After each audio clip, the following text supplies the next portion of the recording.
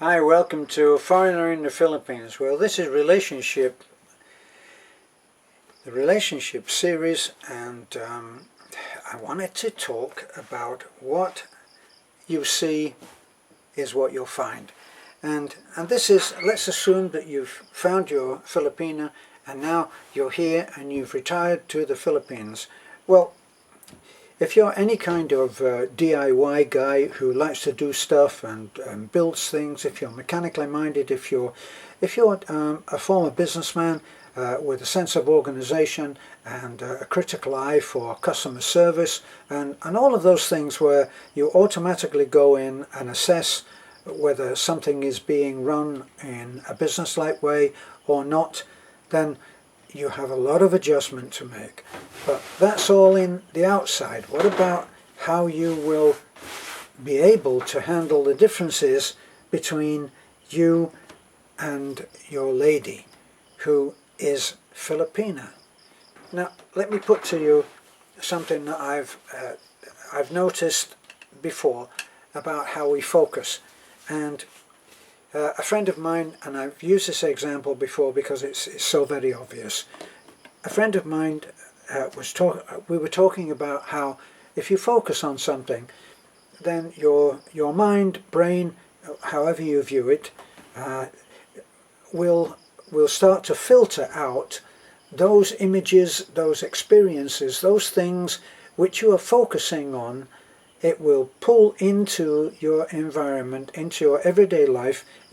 Your thoughts will in fact start to form the basis of the life that you lead. Now, and how can you give a non-emotional example of this? Well, my friend and I were talking and I said, for instance, if you, do you like Volvos? Well, not particularly, he says. So I said, well, what about that, and I mentioned, say, a particular kind of Volvo. Well, I never see those. I don't. That's not a popular brand, he tells me. So I say, okay. Well, I wonder if you thought about it. I'm sort of putting in the seed there about the Volvo X15 or whatever it's called, and just bear with me on that. And so away he goes, and a couple of days he comes back. He said, I wish you'd never had that conversation with me.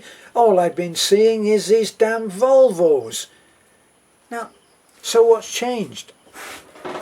Are there more Volvos on the street because I said that there should be? I don't think so.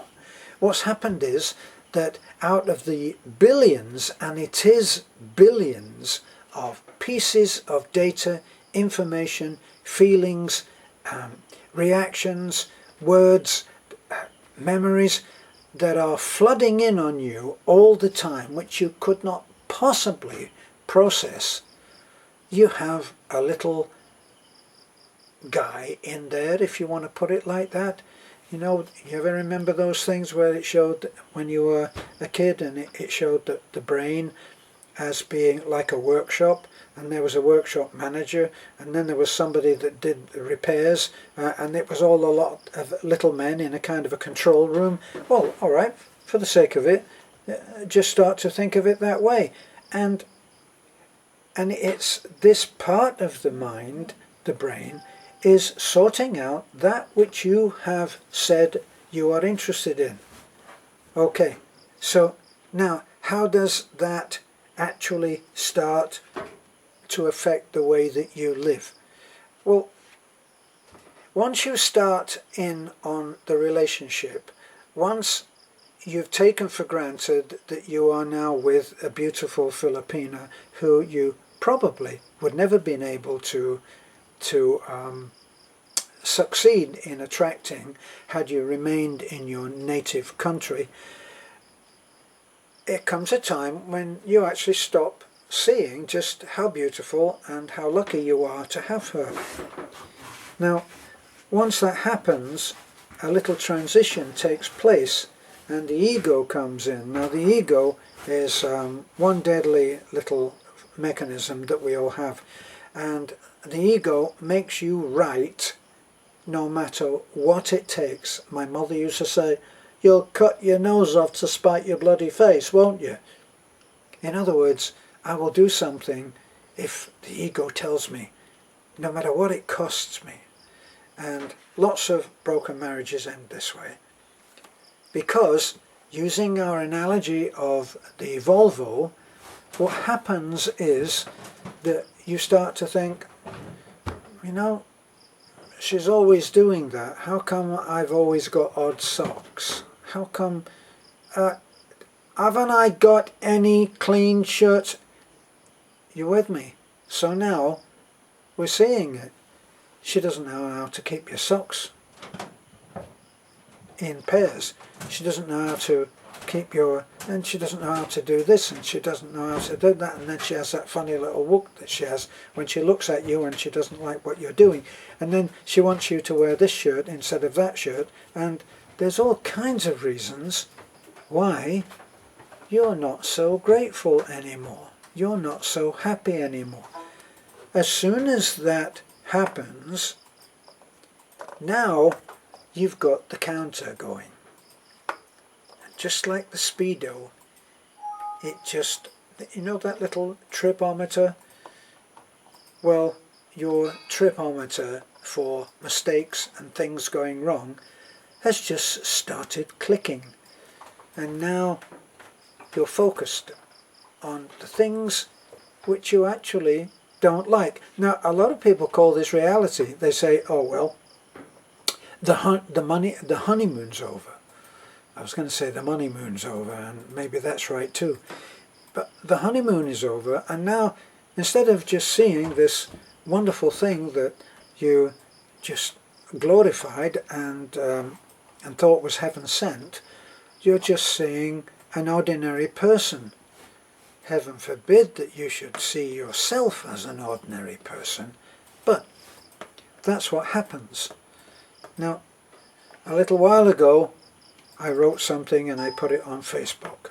Just one of those little things that a writer will think up and thinks it's like a little mini story. And I said, I spoke to God today, and he was very nice. We were getting on great. And I asked him, can I be perfect? And he said, absolutely you can be perfect. But perfect is on hold. It's on backlog at the moment. You know, so many people want to be perfect, you know, and it's on back order. So yes, you can be perfect, but the bad news is you'll have to wait. Now, may I suggest, he said, capital H, you just start being nice to people until perfect comes through, and then of course you can give them what for.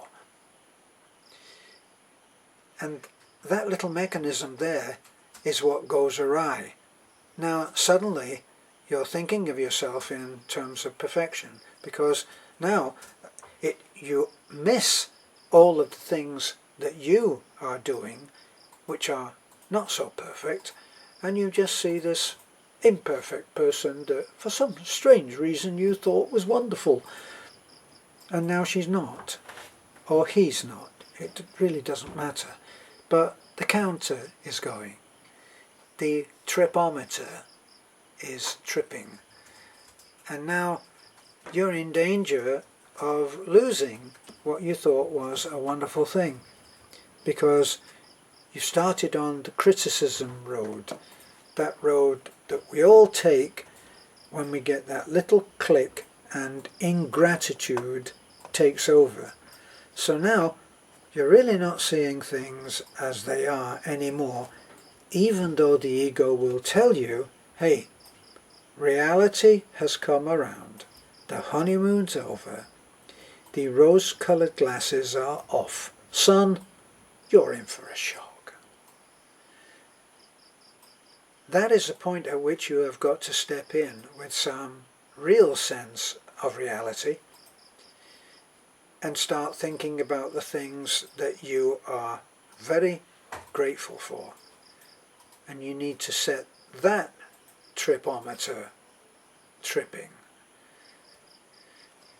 And maybe one way that I can suggest to you that you do this is You can write down, if you want to, all of his or her faults, but next to them write 2 of your faults. So you write 1, she doesn't get my laundry done properly. And what you do is you say 2, I don't keep the car as clean as she likes, and sometimes I make excuses so I don't have to pick her up from work and she has to take the bus or take a taxi.